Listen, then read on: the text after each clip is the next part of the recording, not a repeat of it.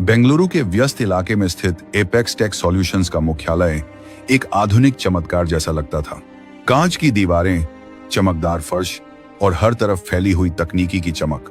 Company का बड़ा सा मुख्य द्वार अभी अभी खुला था और ठीक 9:00 बजे एक चमकदार काली एसयूवी धीरे से अंदर दाखिल हुई। द्वार पर खड़े सिक्योरिटी गार्ड ने तुरंत अपनी मुद्रा सीधी की और सलामी दी। गुड मॉर्निंग मैडम, कार रुकी। ड्राइवर ने उतरकर पिछला दरवाजा खोला। अंदर से निकली एक महिला, अनन्या मेहरा, कंपनी की नई ब्रांच की हेड मैनेजर। उसके चेहरे पर कॉन्फिडेंस की चमक थी, आंखों में काले शेड्स, पैरों में हाई हील्स जो हर कदम पर क्लिक क्लिक की आवाज पैदा करती थी, और हाथ में एक मोटी फाइल। वो आत्मविश्वास से भरी चाल से द्वार की ओर बढ़ी, लेकिन जैसे ही उसकी नजर सिक्योरिटी गार्ड के चेहरे पर पड़ी, उसके कदम ठिठक गए। वो चेहरा, वो आंखें, वो हल्की सी झुकी हुई मुस्कान, यह वही था कबीर मल्होत्रा। अनन्या का दिल एक पल के लिए जैसे रुक सा गया। सांसें अटक गईं। वो कुछ कहने ही वाली थी, लेकिन शब्द उसके गले में अटक गए। कबीर ने सिर झुकाकर कहा, गुड मॉर्निंग मैडम। उसकी आवाज शांत, स्थिर और सम्मान से भरी थी, लेकिन अब उसमें वह पुराना रिश्ता नहीं था जो कभी उनके बीच था। अनन्या की आंखें फैल गईं। वह विश्वास नहीं कर पा रही थी कि उसका तलाकशुदा पति कबीर आज उसी कंपनी के द्वार पर सिक्योरिटी गार्ड की वर्दी में खड़ा है।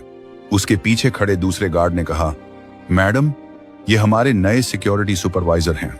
कबीर सर ने कल ही ज्वाइन किया है। अनन्या के होंठ सूख गए। वो बस इतना कह सकी, ओह ठीक है, और बिना कुछ और बोले अंदर चली गई। लेकिन उसके दिल में जैसे एक तूफान उठ गया हो। ऑफिस पहुंचकर उसने तुरंत ब्लाइंड्स नीचे कर दिए, लेकिन उस एक झलक ने उसकी पूरी सुबह को बर्बाद कर दिया था। 7 साल पुराना अतीत आज उसके ऑफिस के द्वार पर खड़ा था, उसी शांति और गरिमा के साथ। कभी वे दोनों एक दूसरे की दुनिया थे। पुणे के एक छोटे से कॉलेज में पढ़े थे। कबीर तब एक प्रतिभाशाली सॉफ्टवेयर इंजीनियर था, ईमानदार, सरल और विचारशील। अनन्या उसे इसलिए पसंद करती थी क्योंकि वह दूसरों से अलग था, कम बोलने वाला लेकिन गहराई से सोचने वाला। उनकी शादी प्यार से हुई थी, परिवारों की मंजूरी से। शुरुआती दिन कितने खूबसूरत थे। वे छोटे से फ्लैट में रहते थे, सपने बुनते थे, एक बड़ा घर, बच्चे, सफल करियर। कबीर रात रात भर कोडिंग करता, अनन्या उसे चाय बनाकर देती। वे घंटों बातें करते, हंसते, एक दूसरे के सपनों को अपना बनाते। लेकिन वक्त ने सब बदल दिया। अनन्या की नौकरी ने रफ्तार पकड़ी। वो तेजी से आगे बढ़ी, प्रमोशन पर प्रमोशन, पहले असिस्टेंट मैनेजर, फिर ब्रांच हेड। पैसा आया, स्टेटस आया, समाज में नाम हुआ। दूसरी तरफ कबीर की कंपनी आर्थिक मंदी की चपेट में आ गई। कई महीनों तक सैलरी नहीं मिली। घर के खर्च बढ़ते गए, किराया, बिल्स, ईएमआई। कबीर नई नौकरी की तलाश में लगा रहा, लेकिन बाजार कठिन था। अनन्या को उसके हालात बोझ लगने लगे।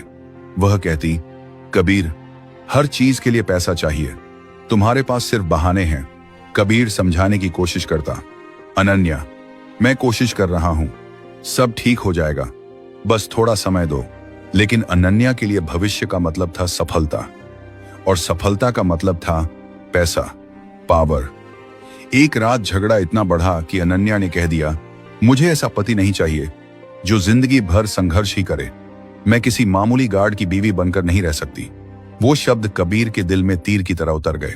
कुछ दिनों बाद उसने चुपचाप तलाक के कागजों पर साइन कर दिए और घर छोड़ दिया। कोई लड़ाई नहीं, कोई आरोप नहीं, बस चुप्पी। अनन्या ने सोचा था कि वह आजाद हो गई है, लेकिन आज 7 साल बाद वही कबीर उसके ऑफिस के द्वार पर गार्ड बनकर खड़ा था। अनन्या दिन भर काम में लगी रही, लेकिन मन बेचैन था। बार बार खिड़की से द्वार की तरफ देखती, हर बार कबीर दिखता, शांत, बिना शिकायत के जिंदगी के हर थपेड़े को मुस्कान से झेलते हुए। दोपहर में ऑफिस कैंटीन में उसकी दोस्त स्नेहा ने पूछा, अनन्या, तुम ठीक हो? आज कुछ उदास लग रही हो। अनन्या ने सिर हिलाकर कहा, हाँ सब ठीक है, लेकिन दिल में सवालों का सैलाब था। वो यहाँ कैसे? क्या उसे पता था कि मैं यहाँ काम करती हूँ? शाम को जब वो निकल रही थी, कबीर द्वार पर खड़ा था, उसी अंदाज में जैसे किसी अपने को विदा करता हो। Good night madam. अनन्या के पैर रुक गए। वह पलट कर देखना चाहती थी, लेकिन नहीं देखा। कार में बैठी तो मन खुद से बातें करने लगा। वो कैसे इतना शांत रह सकता है? मैंने उसे तोड़ा था, लेकिन वो टूटा नहीं। या शायद मैं ही टूट गई हूं।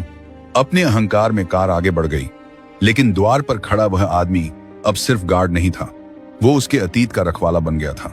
रात को घर पहुंचकर अनन्या ने लैपटॉप खोला, कंपनी की सिक्योरिटी एजेंसी का नाम देखा, शील्ड सिक्योरिटी सॉल्यूशंस। नीचे छोटे अक्षरों में लिखा था, supervised by mister Kabir Malhotra. उसका दिल तेज धड़कने लगा। वो कुर्सी पर धम से बैठ गई। विचार मन में गूंजने लगे, तो यह वही है, मेरा कबीर। अनन्या देर रात तक स्क्रीन को घूरती रही। उस नाम में जैसे हजारों यादें कैद थी, हर झगड़ा, हर मुस्कान, हर वादा। उसने खुद से कहा, वह यहां तक कैसे पहुंचा? और अगर वह एजेंसी का सुपरवाइजर है तो गार्ड की वर्दी क्यों? उस रात नींद नहीं आई, करवटें बदलती रही। सुबह ऑफिस पहुंची तो चेहरे पर मेकअप था, लेकिन आंखों के नीचे थकान साफ झलक रही थी। लोग अपनी डेस्क पर व्यस्त थे, लेकिन अनन्या का ध्यान बार बार द्वार पर जाता। कबीर वहां था, बिना दिखावे के ड्यूटी पर। कभी किसी विजिटर को अंदर आने देता, कभी फॉर्म साइन करवाता। हर हरकत में एक सलीका था, जैसे वह सिर्फ नौकरी नहीं, अपनी इज्जत निभा रहा हो। दोपहर में मिस्टर कपूर, कंपनी के डायरेक्टर, अनन्या के केबिन में आए। अनन्या, हमें अगले महीने सिक्योरिटी अपग्रेड करवाना है। शील्ड सिक्योरिटी सॉल्यूशंस अब हमारे पूरे ग्रुप की सिक्योरिटी हैंडल करेगी। कबीर खुद इस प्रोजेक्ट को लीड करेगा। अनन्या की आवाज गले में अटक गई। वो बस सिर हिलाकर बोली, ओके सर। लेकिन अंदर सब हिल गया था। वह सोच भी नहीं पा रही थी कि जिस आदमी को उसने कमजोर कहा था, वह अब उसकी कंपनी का पार्टनर बन गया था। शाम को जब बाकी लोग चले गए, अनन्या ने केबिन से बाहर झांका। कबीर अभी भी द्वार पर था, बाकी गार्ड्स को इंस्ट्रक्शंस दे रहा था। उसकी आंखों में अब वही चमक थी जो कभी उसके सपनों में होती थी, लेकिन अब वह चमक अनन्या को चुभ रही थी। वह कुछ देर तक देखती रही, कैसे वह हर गार्ड को सम्मान से बोल रहा था, गलती पर चिल्लाता नहीं, सिर्फ सिखाता, जैसे बॉस नहीं, लीडर हो। अनन्या का मन नहीं माना। वो नीचे आई, धीरे धीरे द्वार तक पहुंची। कबीर ने देखा, तुरंत सीधा खड़ा हो गया। Good evening madam. अनन्या ने उसकी आंखों में देखा, वे आंखें जो कभी उसके सपनों का आईना थी। कबीर, उसने पहली बार नाम लिया। कबीर कुछ पल चुप रहा, फिर बोला, जी मैडम।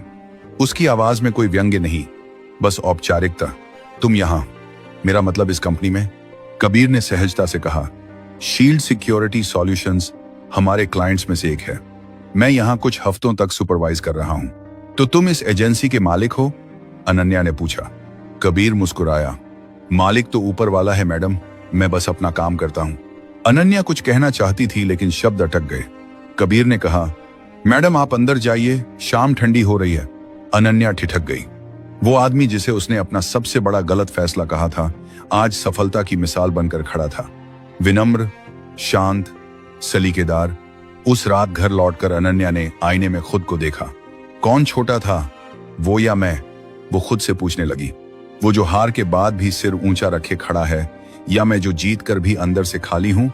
उसने पुराना एल्बम निकाला, तस्वीरें जिनमें कबीर और वो मुस्कुरा रहे थे। साधारण कपड़े, लेकिन चेहरों पर सुकून। वह वक्त जब वे एक दूसरे पर भरोसा करते थे। अनन्या की आंखों से आंसू निकल आए। काश उस वक्त मैंने उसका हाथ न छोड़ा होता।